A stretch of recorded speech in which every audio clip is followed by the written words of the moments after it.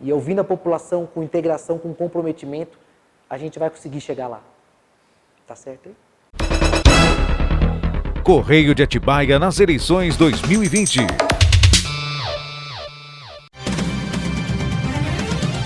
Patrocínio Unifat.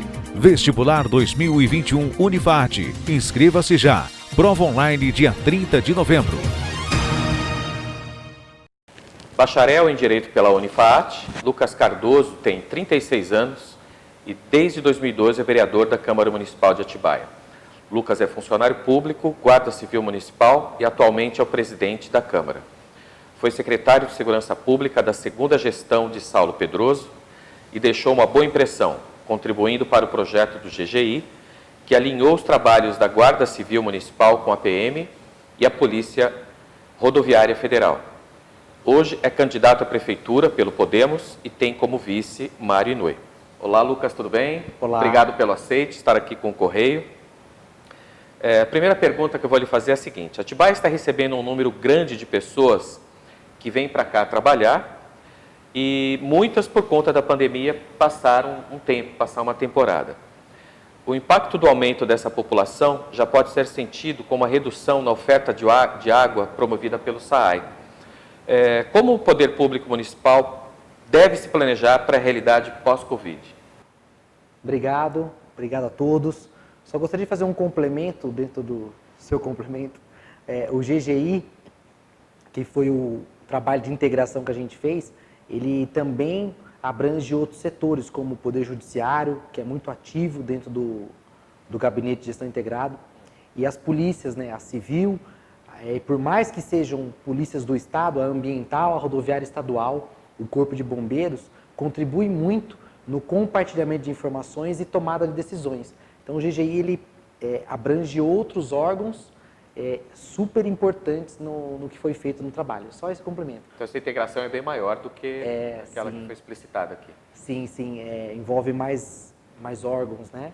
E foi isso, essa integração de todos que tem o objetivo de proteger a população, que possibilitou colher os frutos nos últimos anos. E podemos fazer mais, né? Referente ao pós-Covid, a falta de água, esse aumento da população, estamos vivendo quase que um êxodo nessa região. A cidade de São Paulo, com quase 14 milhões de habitantes, as pessoas vindo morar, tinha muita casa de temporada, decidiu ficar aqui, já começou a construir, tudo isso está aquecendo o desenvolvimento de Atibaia. Nos últimos anos, as obras de ampliação das estações de tratamento de esgoto e água, que é o saneamento e a nossa riqueza hídrica, ela não avançou a contento. Ou seja, essas obras já deveriam estar concluídas e é por isso também que está tendo esse problema. Precisa de mais efetividade nesse serviço. É necessário. A população já está sofrendo. Agora, um outro fator importante que municípios próximos de nós fizeram e é prospecção de futuro é você pensar nas nossas nascentes, nas nossas minas. Existem leis muito interessantes que não só preserva a nossa riqueza hídrica, como atrai grandes investimentos. A lei de conservador de águas que existe no município de Extrema. Extrema hoje é o maior PIB do sul de Minas, segundo maior PIB de Minas Gerais, só perdendo para a capital. Porque leis como essas atraem multinacionais e a Panasonic, por exemplo, saiu do Japão e entre Curitiba e Extrema, que eram os municípios que ficaram no critério final de decisão deles, ficaram com Extrema porque eles vêm com um conceito de desenvolvimento sustentável e Curitiba não tinha essa legislação e Extrema tinha. Lá em Extrema hoje tem mais de 4 mil minas preservadas. Essas empresas chegam no município, adotam uma mina dentro do sítio, dentro de uma área verde do município, pagam um aluguel para aquele sitiante, cerca lá 60, 80 metros. Esse sitiante tem um sustento maior, né, recebe ali por 30, 40, 50 anos esse recurso, que é pago pela empresa e não pela prefeitura. Essas empresas adotam esses municípios. Atibaia é muito bem localizada, temos mais de 20 milhões de habitantes no raio de 100 quilômetros, estamos no estado mais rico da federação. E já existe esse êxodo das pessoas vindo morar em Atibaia. As empresas também podem vir. como fazer, né? Como pensar no futuro.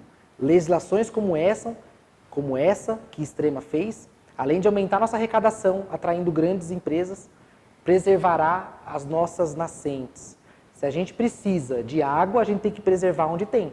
Os pastos, as pessoas não cuidam, vão aterrando as nascentes, a gente vai perdendo. Lá, como eu disse, são mais de 4.000 minas preservadas. Atibaia precisa avançar nisso. Então, em vez de só fazer obras, a gente precisa preservar o que tem. A gente precisa pensar no futuro. E essa legislação é um pontapé inicial no nosso projeto, nas nossas propostas, porque vai atrair investimento para a gente ter arrecadação para fazer as obras necessárias e vai preservar a nossa riqueza hídrica, que hoje em dia nós não temos legislações como a maioria dos municípios. Então, essas coisas se complementam, essas duas ações, atrair investimento, aumentar a arrecadação e preservar a nossa riqueza hídrica, tendo em vista que Atibaia vem crescendo, vem desenvolvendo, atraindo mais pessoas e a gente precisa, mais do que nunca, pensar no futuro daqui 10, 20, 30, 40 anos. Perfeito. A gente percebe que o atual prefeito tem feito um investimento muito grande em infraestrutura. A gente percebe isso sobretudo nos bairros, né, com pavimentação, com iluminação. Como é que o senhor pretende dar continuidade a esse projeto de modernização? Porque, ao que parece, a gente percebe que a cidade está bem estruturada. Ainda há coisas a se fazer na cidade? Como é que o senhor pretende trabalhar nessa área de infraestrutura? Exatamente. O município tem capacidade de continuar investindo em infraestrutura nos bairros mais distantes, porém, no meu ponto de vista, Atibaia está muito distante do governo federal e está muito distante do governo estadual.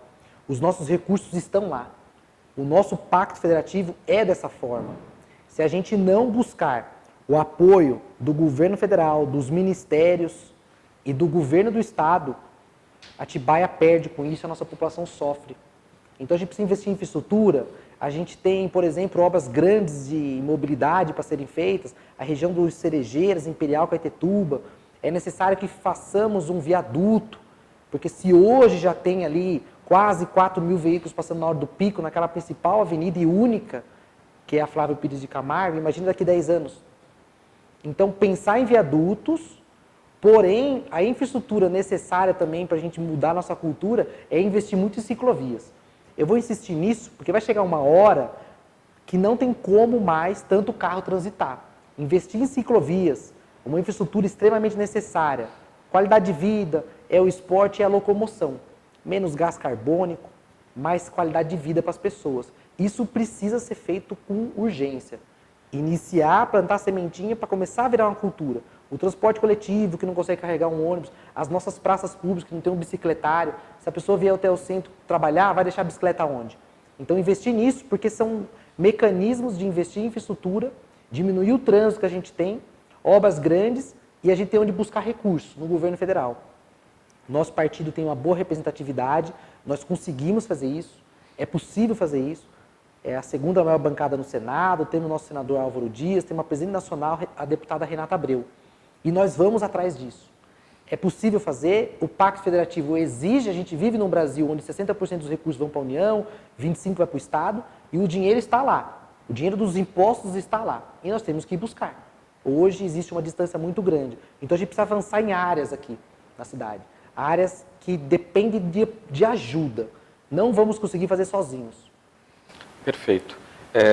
O senhor vem da área da segurança e, como secretário, contribuiu bastante nessa gestão para essa área da segurança em toda a cidade, né?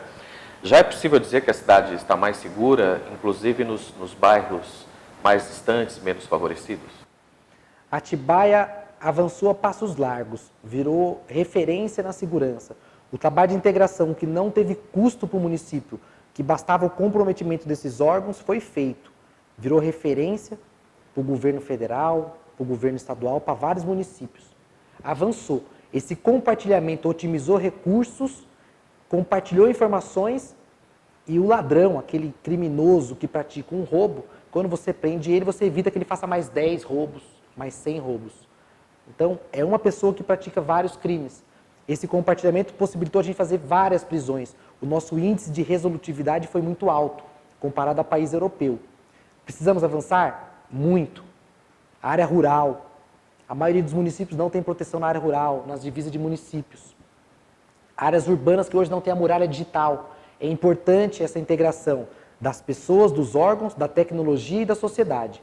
Esse tripé, que é o povo que conhece os problemas e a rotina do seu bairro. A tecnologia, que otimiza recursos e nos traz informações. E a integração, que é o comprometimento dos órgãos, é fundamental para a gente avançar ainda mais na segurança. O que precisa? Investir mais em tecnologia, investir mais em efetivos humanos. Temos alguns problemas críticos. Eu vou dar um exemplo que parece ser bobo, mas que é 90% das solicitações do final de semana. Patrulha específica para perturbação do sossego. As pessoas não conseguem descansar o final de semana. Infelizmente, o bom senso já não existe mais. Será que estou atrapalhando? Será que estou incomodando?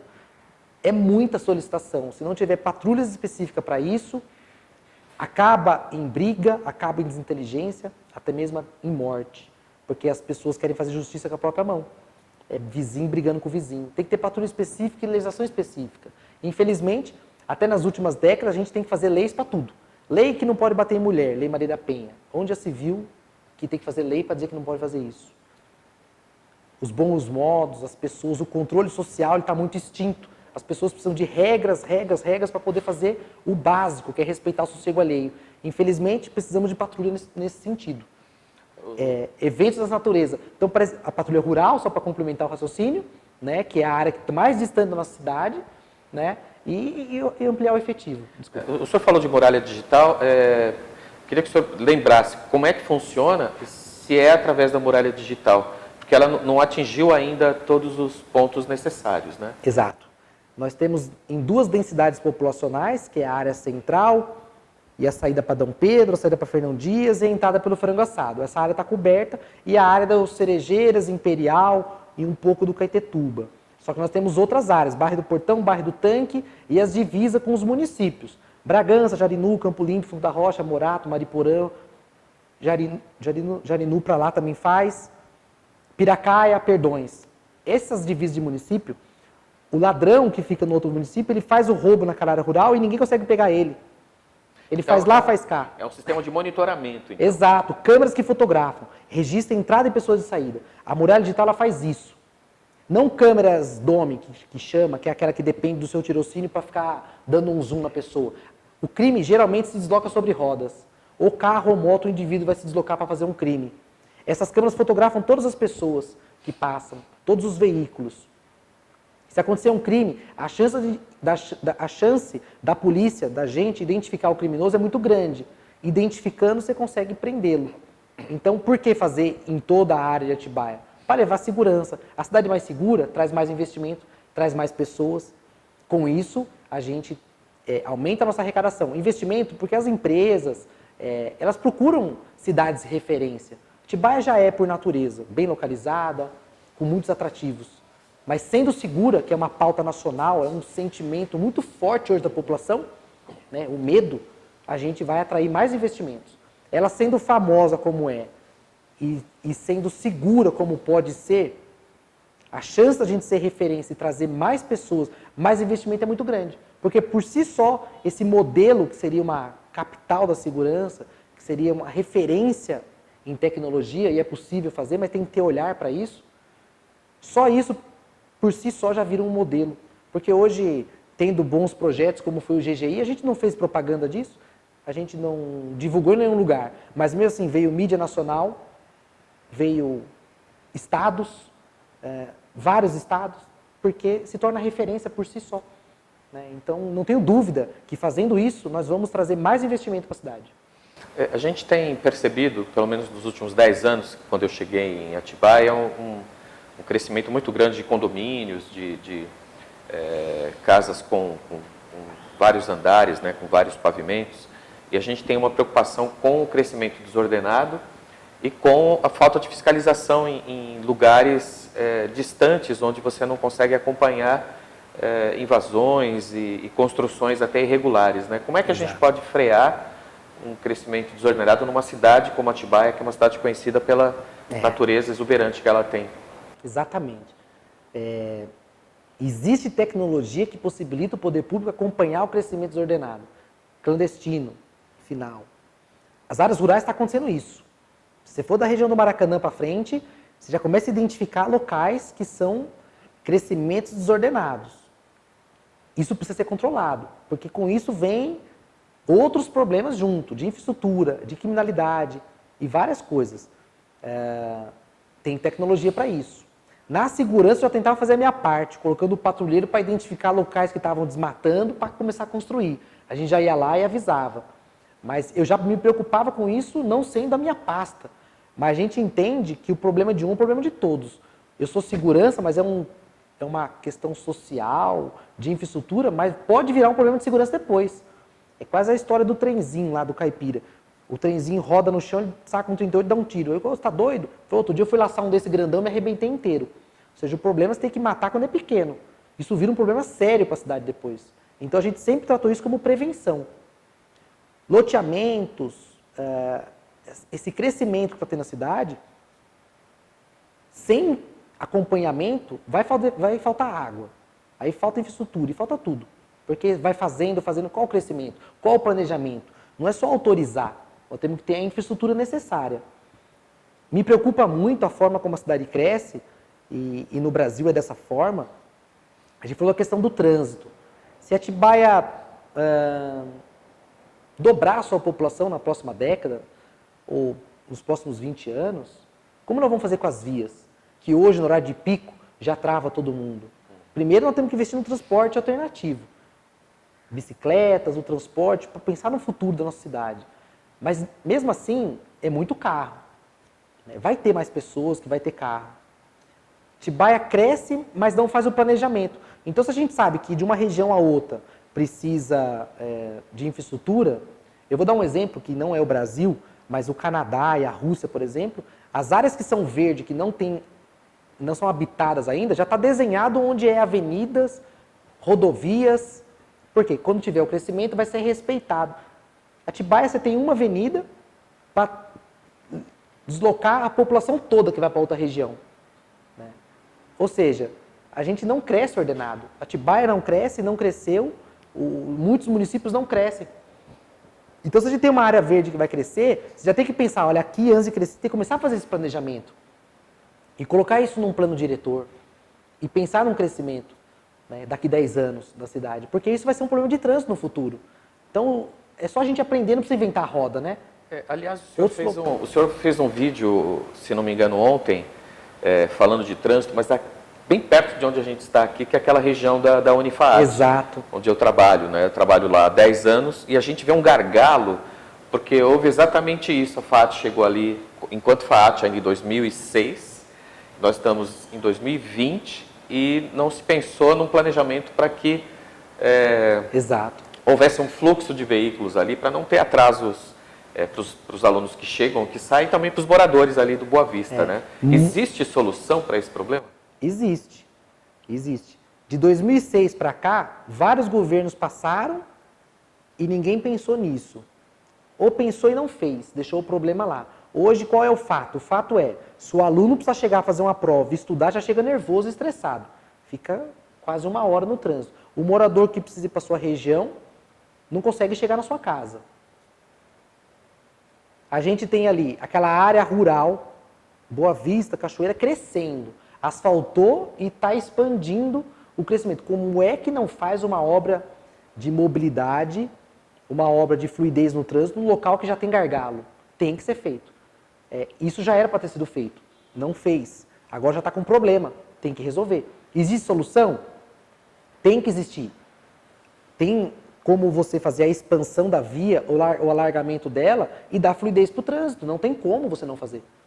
A faculdade cresceu, virou universidade. A universidade vai crescer mais. É só você fazer uma prospecção. Se já cresceu nos últimos 10, vai crescer nos próximos 10. Como é que você não faz isso? Você impede o crescimento da cidade.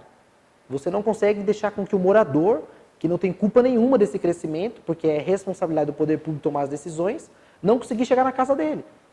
Então, aquela região que está crescendo vai mais ainda necessitar desse investimento ali.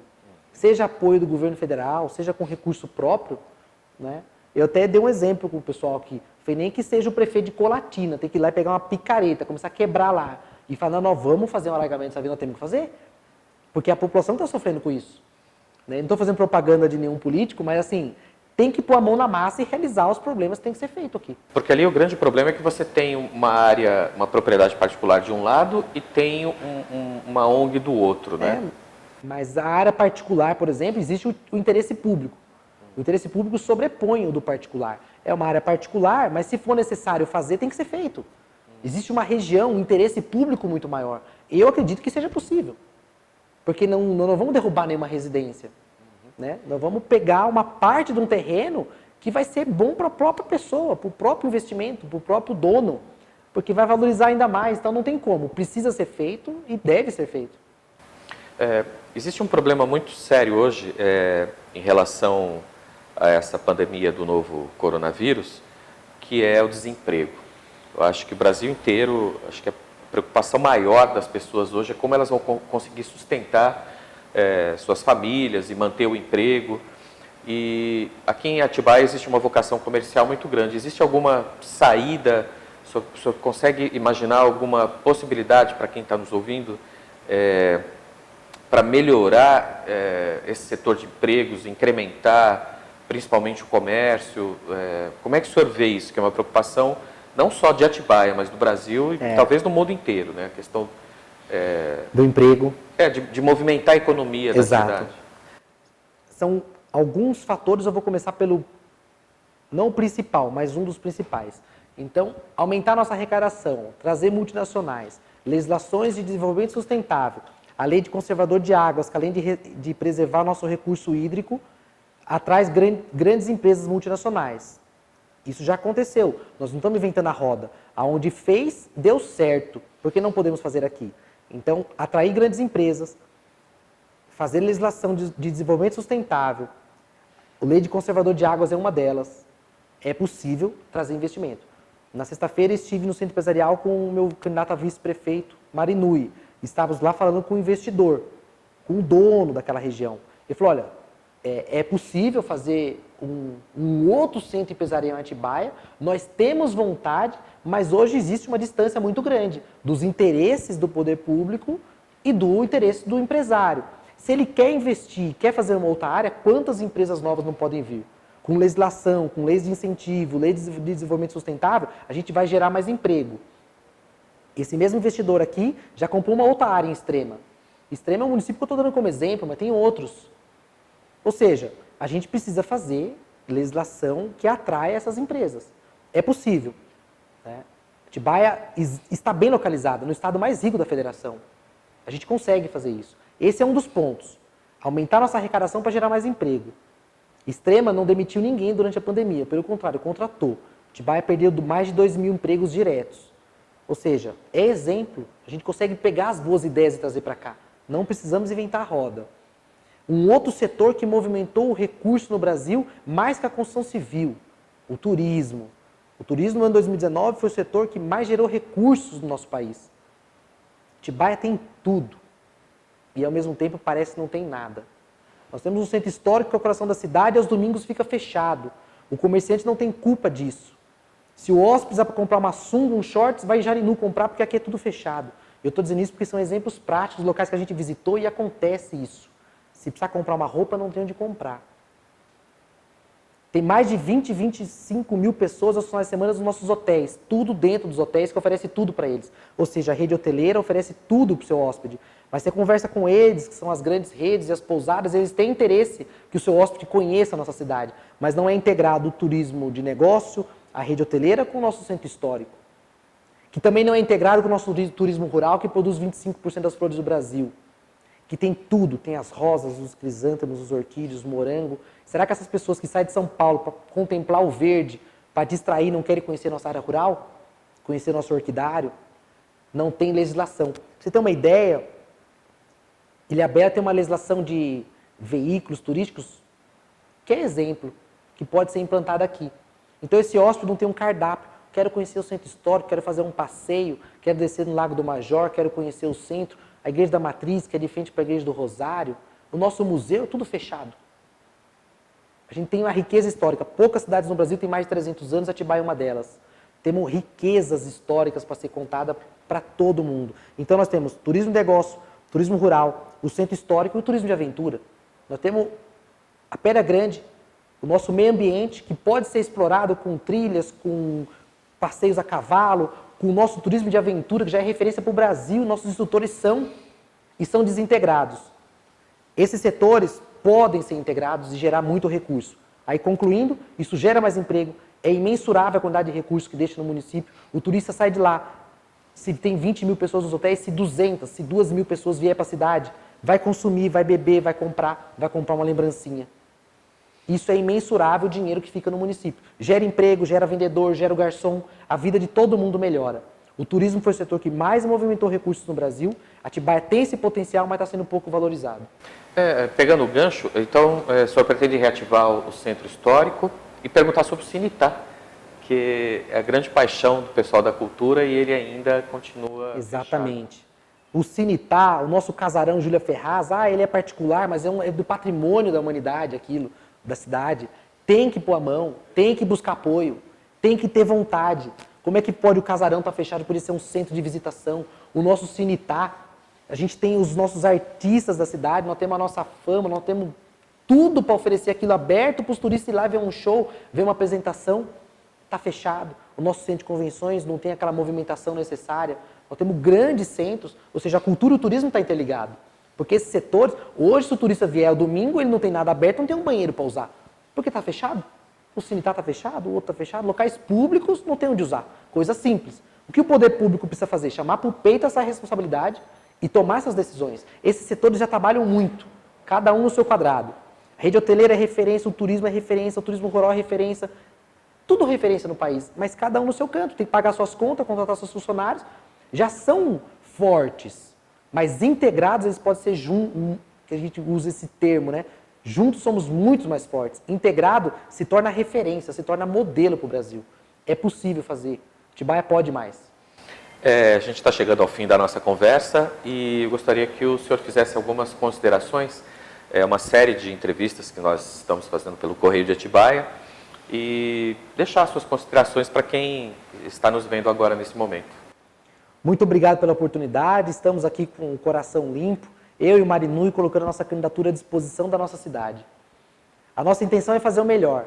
Que Atibaia cresça, desenvolva, que seja o potencial que possa ser, que pode ser.